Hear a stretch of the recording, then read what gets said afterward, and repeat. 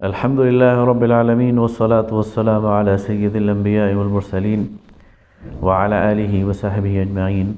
محترم بزرگوں، بھائیوں، دوستوں، عزیز خواتین، السلام علیکم ورحمۃ اللہ وبرکاتہ۔ آج اسلام کے حوالے سے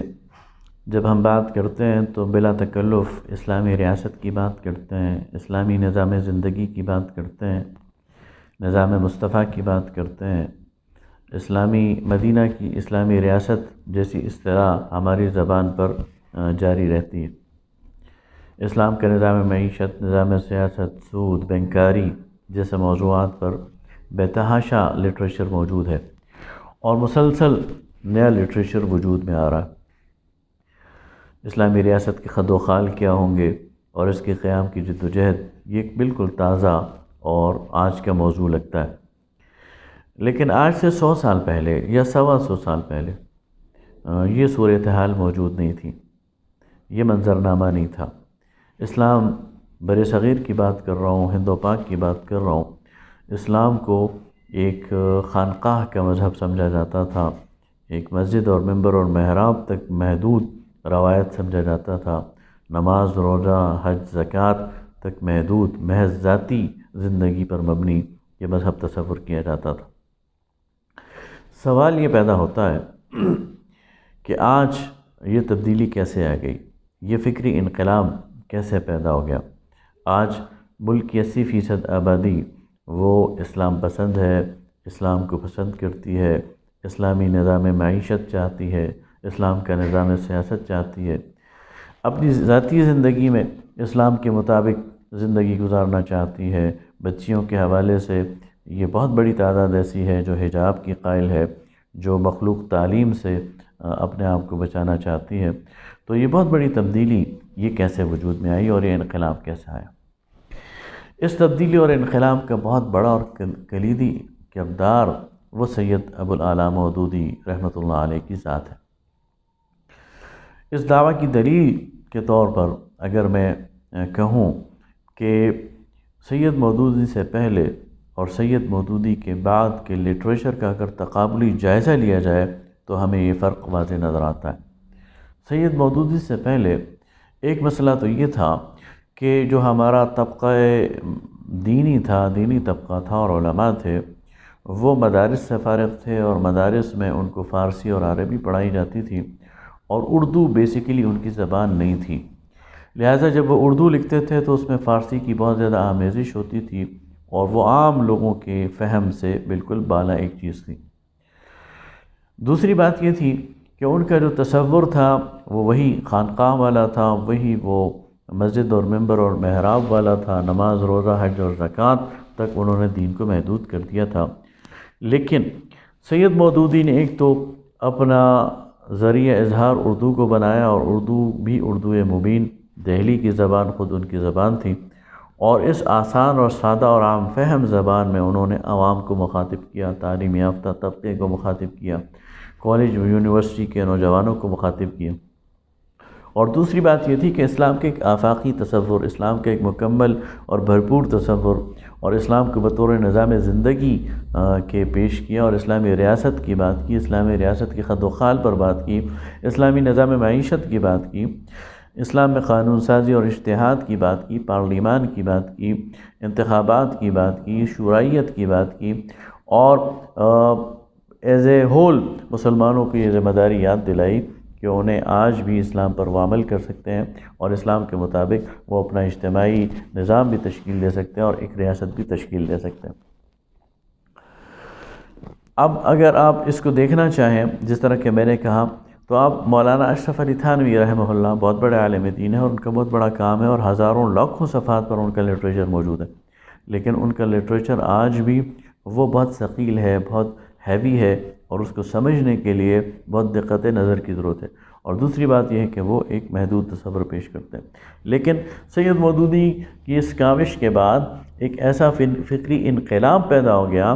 جسے چاہتے یا نہ چاہتے ہوئے بھی پورے دینی طبقے نے قبول کر لیا، اور اسلام کے جو آج کے بیانیہ ہے اس پر واضح طور پر سید مودودی کے اثرات نظر آتے ہیں، اور یہ اثرات صرف پاکستان میں نہیں اور ہندوستان میں نہیں بلکہ شرق اور غرب میں یہ اثرات موجود ہیں۔ سید مودودی نے نہ صرف یہ کہ اسلام کی صحیح تعبیر قرآن و سنت کی روشنی میں پیش کی اور بڑے دلنشین اور صاف اور واضح انداز میں پیش کی، بلکہ اسلام کے مخالف جو نظام تھے اور اسلام کے مقابلے میں جو تہذیبیں تھیں ان پر بھی کانٹ دار حملہ کیا اور ان کا بھی جواب دیا، اور ان کے وہ جن دلائل پر وہ تہذیبیں کھڑی تھیں اور جن حقائق پر وہ نظام قائم تھے ان حقائق پر وار کی، ان دلائل کو بودا ثابت کیا اور ان تہذیبوں کے کھوکھلاپن کو ثابت کر دیا، جس کے نتیجے میں جو نوجوان نسل ہے ان کو یہ بات سمجھ آئی کہ آج ہر مسجد سے اور ہر ممبر سے اور ہر محراب سے اور ہر فرقہ اور ہر مسلک اسلامی نظام کی بات کرتا ہے، نظام مصطفیٰ کی بات کرتا ہے، پارلیمنٹ تک پہنچنے کی بات کرتا ہے اور اسلام کے لیے اقتدار کو ضروری سمجھتا ہے۔ سید ابوالعالیٰ مودودی کی یہ جو فکر ہے یہ دور دور تک پہنچی، شرق و غرب تک پہنچی، وہ ایک طرف حوالہ ہے، لیکن خود اگر ہم پاکستان میں دیکھیں تو اس کی پہنچ بہت دور ہے، بہت دور تک یہ پہنچی ہوئی ہے۔ آج اگر آپ سرکاری ملازمتوں میں دیکھ لیں، بیوروکریسی میں دیکھ لیں، انٹیلیجنشیا میں دیکھ لیں، شعراء میں دیکھ لیں، ادباء میں دیکھ لیں، طلباء میں دیکھ لیں، تو سید مودودی کی فکر وہ پہنچی ہوئی ہے۔ آپ کو دینیات اور خطبات کیا نظر آئے گا کہ یہ لٹریچر بہت تیزی سے پھیل رہا ہے۔ صرف ایک کتاب خطبات، یہ ایک لاکھ اس کی اشاعت بعض اوقات ہوتی ہے اور یہ کھپ جاتی ہے اور یہ یعنی سرکولیٹ ہو جاتی ہے، لوگوں تک پہنچ جاتی ہے۔ اسی طرح مولانا مودودی کی تفہیم القرآن یہ ہر جگہ موجود ہے اور لوگوں تک اس کی رسائی ہے، اور بہت بڑے پیمانے پر یہ آج بھی قلوب و اذہان کو تبدیل کر رہی ہے اور لوگوں کو اپیل کر رہی ہے۔ اور لوگ ہمیں بتاتے ہیں، مختلف شعبہ فکر کے لوگ ہمیں بتاتے ہیں کہ وہ تفہیم القرآن سے استفادہ کر رہے ہیں۔ وہ سیاستدان بھی ہیں، وہ بیوروکریٹس بھی ہیں، یہاں تک کہ وہ فنکار بھی ہیں، وہ یہ جو انٹرٹینمنٹ انڈسٹری کے لوگ ہیں وہ جو بدلے ہیں، ان کے اندر جو انقلاب آیا ہے تو وہ بھی ہمیں بتاتے ہیں کہ وہ سید مودودی کی فکر سے اور تفہیم القرآن سے متاثر ہوئے۔ لیکن ایک سوال یہ پیدا ہوتا ہے کہ سید کی یہ فکر اتنی پہنچ اس کی بہت دور ہے، اور جیسے کہ میں کہہ چکا ہوں کہ اس ملک کے اندر 80% لوگ وہ اسلام پسند ہیں، یہ اسی فکر کا نتیجہ ہے، اور اسلام سے محبت کرتے ہیں اور اسلامی نظام کو نافذ کرنا چاہتے ہیں، عدالت میں شرعی قوانین کو نافذ کرنا چاہتے ہیں، یہ سب کچھ موجود ہے۔ لیکن عملاً جو سید مودودی کی جماعت اسلامی ہے وہ ایک دائرے تک محدود کیوں ہو کر رہ گئی ہے۔ اس کی مثال ایسی ہے کہ جیسے ایک بہت بڑا سیب کا درخت ہے جس پر ہزاروں پھل لگے ہوئے ہیں، لیکن جو ٹوکری ہم لے کر آئے ہیں اس میں 15 20 25 سیب رکھنے کی گنجائش ہے، تو اس کا مطلب یہ ہے کہ وہ باقی پھل وہ ضائع ہو رہا ہے۔ ہماری کیپیسٹی اتنی نہیں ہے کہ ہم اس سارے پھل کو سمیٹ سکیں، ان ثمرات کو سمیٹ سکیں۔ لہٰذا یہ وقت کی ضرورت ہے کہ اس بات پر سوچا جائے اور نئے عنوانات سے سوچا جائے، آؤٹ آف دی باکس سوچا جائے، ایسی بڑی ٹوکری، ایک یا کئی ٹوکریاں لائی جائیں کہ جن کے ذریعے ان پھلوں کو سمیٹا جائے۔ یہ وہ آج کی میرا میسج ہے اس ویڈیو کا کہ آئیں ہم اس پر غور کریں کہ ہم کیا کر سکتے ہیں، کس طرح اپنی اس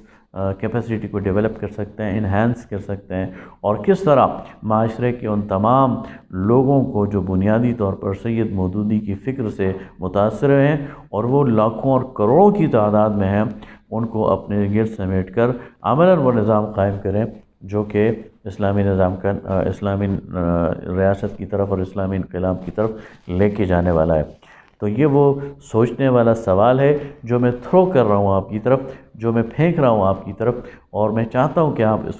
اس کا جواب مجھے بھی دیں اور خود بھی اس پر سوچیں، اور اس ویڈیو پر بھی اور ویسے بھی آپ اس پر کمنٹس کریں اور دیکھیں کہ ہم اس میں کیا کر سکتے ہیں اور کس طرح ہم ایسا پلیٹ فارم بنائیں کہ یہ